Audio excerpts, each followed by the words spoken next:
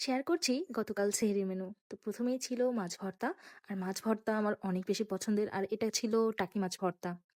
আর আমি সচরাচর সেহরির মেনুগুলো রাতের গত রাতের গুলো শেয়ার করে থাকি। এজন্য হয়তো আপনি ভাবতে পারেন যে এত তাড়াতাড়ি আমি কিভাবে দিলাম। এরপরে ছিল লাল শাক। আর লাল শাকটা আজকে ঝোল করে রান্না করা হয়েছিল।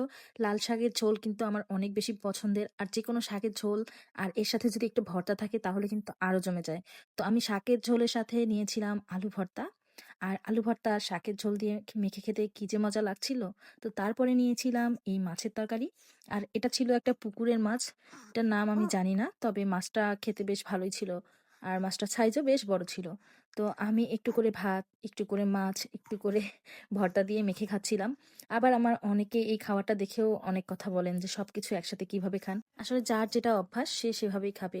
আর আপনারা সব বিষয়ে এত জাজ করেন কেন আমি সেটাই বুঝি না। আসলে আমি তো অন্য কিছু খাচ্ছি না, এটা হালাল জিনিস। এটা আমার যেভাবে ইচ্ছা আমি সেভাবেই খাই। তো এই ছিল আজকের ভিডিও। ভালো থাকবেন সবাই।